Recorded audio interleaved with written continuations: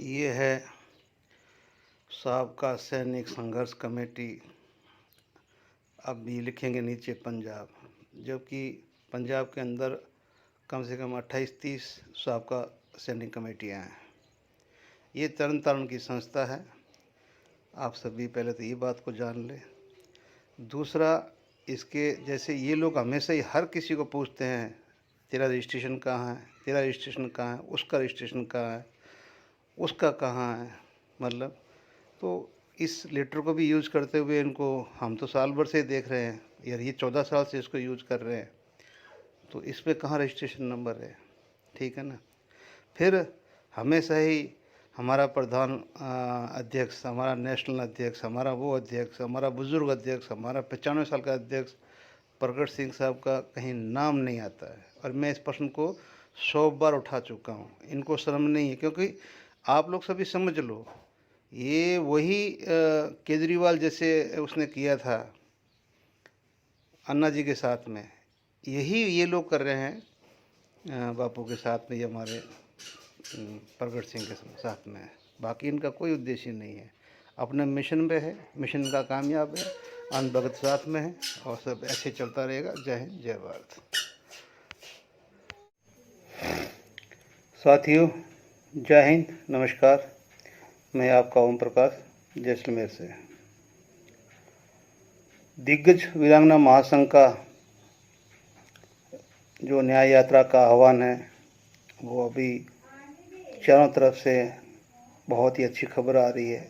हलचल बहुत तेज़ है, प्रशासन भी सजग है, हर जगह उनके फ़ोन आ रहे हैं, और हम भी उनको बता रहे हैं कि भी हम बहुत ही अनुशासन के साथ में ये यात्रा करेंगे, कहीं पर भी कोई भी प्रॉब्लम नहीं आएगी। ये स्वर्ण नगरी जैसलमेर कल सुबह 10 बजे से यहाँ से न्याय यात्रा शुरू हो जाएगी, जो कि बाड़मेर की तरफ जाएगी, और एक है जो पोखरण की तरफ जाएगी, जो पोखरण से होते हुए फलोदी जिला को कवर करते हुए जोधपुर पहुँचेगी, इधर से बाड़मेर को कवर करते हुए जोधपुर पहुँचेगी। हमने अपनी सारी मुकम्मल तैयारियां पूरी कर ली है। कलेक्टर साहब को और एसपी साहब को सूचनाएं प्रेषित कर दी है। मीडिया को हमने अग्रिम सूचना भी दे दी है। आज अखबार में भी वो चीज़ आ चुकी है। कल से हमारी यात्रा है भव्य, मतलब इसका है जो प्रचार प्रसार गांव तक पहुंच चुका है। अखबारों के माध्यम से लोग बहुत उत्साहित है, और मुझे पूरी आशा है कि ये यात्रा, ये मरुधरा का सिरमौर जैसलमेर, रेतीले धोरों की धरती, स्वर्णिम किरणों के साथ में हमेशा सोना बिखेरने वाली इस धरती से, इस स्वर्ण नगरी से जो यात्रा चलेगी, इस सभी को शुभ संदेश देती हुई पूरे भारतवर्ष को। और हम 18 तारीख को सभी रेवाड़ी में मिलेंगे, और सभी भाइयों से अनुरोध है, चाहे वो दिग्गज वीरांगना महासंघ से जुड़े हुए हैं, नहीं जुड़े हुए हैं, आप अगर हमसे नफ़रत भी करते हैं तो एक दिन के लिए हमसे प्यार कर लो, क्योंकि हम जो कर रहे हैं वो देश के पूर्व सैनिकों, माताओं, बहनों, सबके लिए कर रहे हैं। बाकी मैं फिर से यही हाथ जोड़ के कर रहा हूँ कि जितना हो सके इस न्याय यात्रा को कामयाब करो। ये न्याय यात्रा हमें कामयाबी की सीढ़ी अवश्य चढ़ाएगी। ये हम पे निर्भर करता है कि हम इसको किस तरह से पेश करें। जैसे कि उदाहरण के लिए कल एक जंतर मंतर में बैठे अपने तरण तारण वालों ने, उन्होंने वो बोल रहे कि भी हमारा है जंतर मंतर है, बाकी जंतर मंतर में जो बैठे हुए, कोई बेचारा तमिलनाडु का है, कोई कहीं से है, कोई कहीं से, कोई जम्मू से हैं, 3-4 आदमी बैठे हैं, लेकिन अभी वो अपना अधिकार जमा रहे हैं। तो वे अधिकार है उनका, क्या करोगे आप। ठीक है ना, ये प्रजातंत्र है, इसमें कोई भी कह सकता है। लेकिन उन्होंने अपना ज्ञापन कल दिया है। फिर अब उस ज्ञापन के अंदर उन्होंने अपना 14 साल की यात्रा इतिहास बताया है सरकार को। इस हमारे इतिहास को देख के भी हम तरण तारण में हमने ये कद्दू में तीर मारे हैं पिछले 14 साल में, 9 साल में, 10 साल में। इन तीरों को भी समझ के हमारे को कुछ दे दो। ठीक है ना। और जो उसके अंदर एक विशेष बात कही गई है, मूर्खों, ये बात आज की नहीं थी। तुम इतने समझदार होते तो शुरू से ही उन बंदों से मिलके उनको शामिल करते।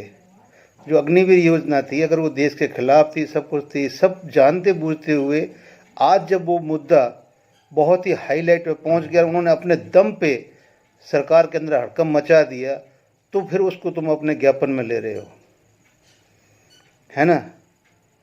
अरे भाई, ये देश है, 80,000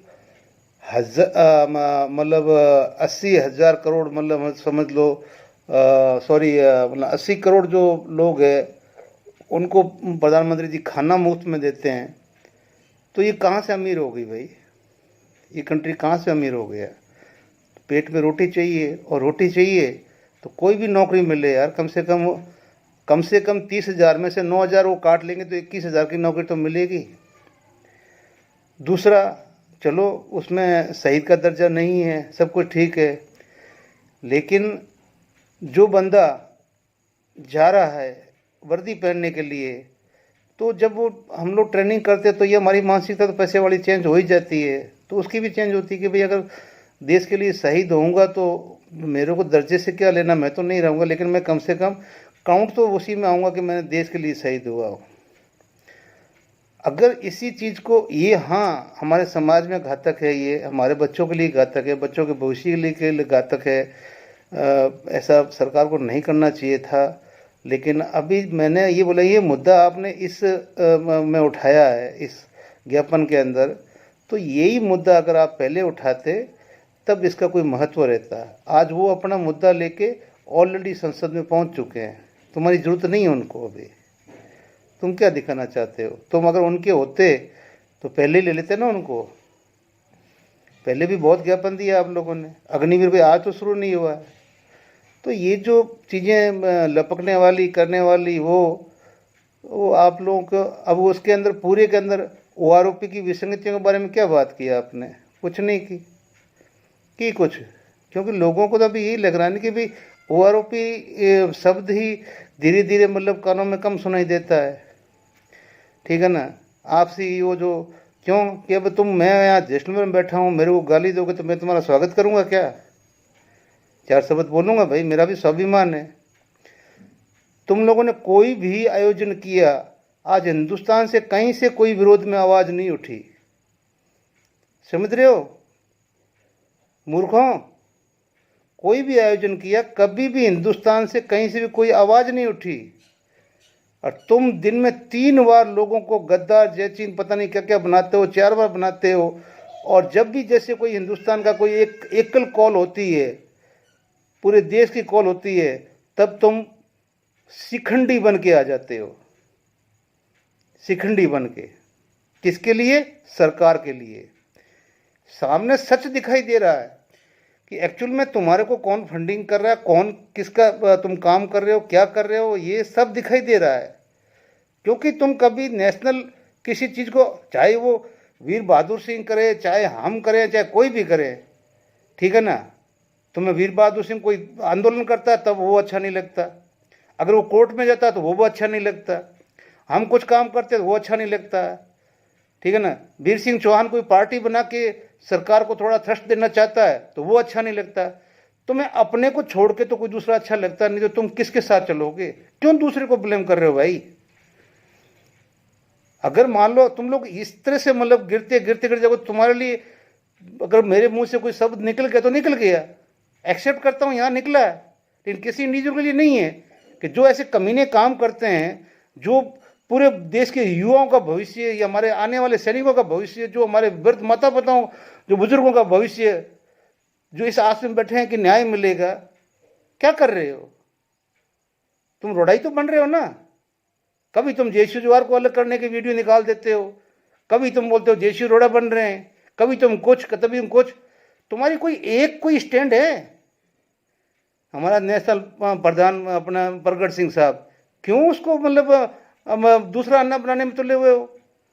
आज तक किसी ज्ञापन के ऊपर उसका एक एज ए सूबेदार है वो, उस टाइम का उसका कहीं सिग्नेचर लिया अभी तक ज्ञापन में, जो मोदी जी उसका सिग्नेचर भी देख सके कि इतने बड़े बुजुर्ग ने ये साइन करके भेजा है?